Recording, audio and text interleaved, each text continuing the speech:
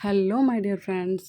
ఈరోజు అనుకోకుండా మా ఇంటికి చుట్టాలు వచ్చారండి. ఆ చుట్టాలు వచ్చారు, ఏం స్పెషల్ చేద్దామని ఆలోచించి కిచెన్లోకి వెళ్ళగానే కోడిగుడ్లు కనబడ్డాయండి. ఆ కోడిగుడ్లని చక్కగా ఉడకబెట్టేశాను.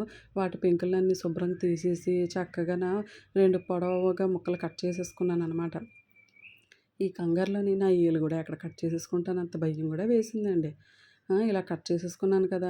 ఇప్పుడు పొయ్యి మీద ఒక ప్యాన్ పెట్టుకొని చక్కగా అందులోని ఆయిల్ వేసుకొని ఆయిల్ హీట్ ఎక్కేంత వరకు ఉంచి అందులోని పొడవుగా చక్కగా పొడవు కట్ చేసుకొని ఉల్లిపాయ ముక్కలు కూడా వేసుకొని అవి తొందరగా వేగడం కోసం అనేసి కొంచెం ఉప్పు కూడా వేసుకున్నాను. అలాగే పచ్చిమిరపకాయలు కూడా కారానికి వేసుకొని బాగా ఫ్రై చేసేసుకున్నానండి. ఈ చుట్టాలు కూడా అనుకోకుండా ఏటో సడన్గా వచ్చేస్తారండి. మనకు ఒక మాట ఫోన్ చేసైనా వస్తే మనం కూడా ఏ చుట్టాల ఇంటికో వెళ్ళిపోతాం కదా! ఆ!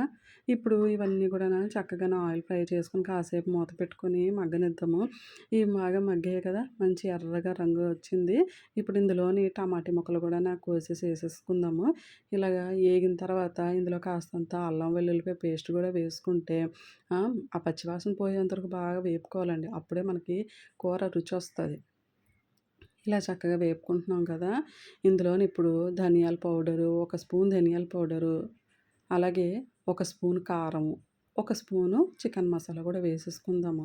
వచ్చిన చుట్టాలకి ఎలా పడితే అలా కాకుండానా మనం రెస్టారెంట్ స్టైల్‌లో చేసామనుకోండి, వాళ్ళు గూడాను చాలా సంతోషంగా తింటారు కదండీ! కాబట్టి అలాగే చక్కగాన ఈ మసాలాలన్నీ కూడా వేసేసుకొని చక్కగా ఏపేసుకుందాము.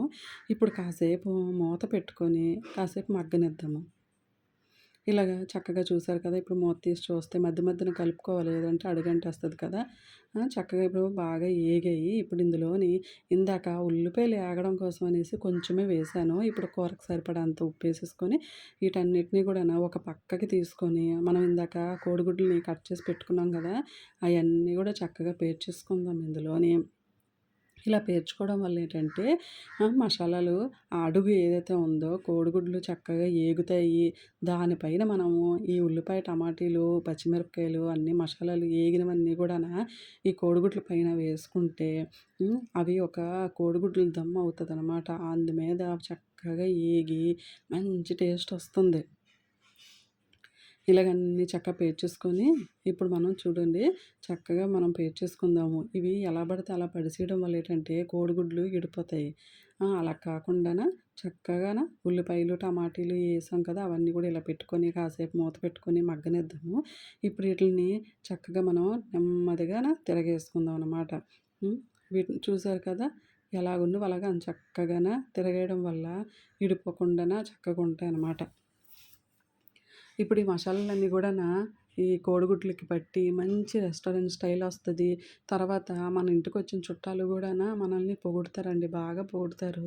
మీరు కూడాను ఎవరైనా ఇంటికి చుట్టాలు రాగానే చికెన్‌లు, మటన్‌లు తెప్పించకుండాను చాలా సింపుల్‌గా, ఈజీగా అయిపోయేట్టు ఈ కోడిగుడ్లు కూర చేసి పెట్టండి.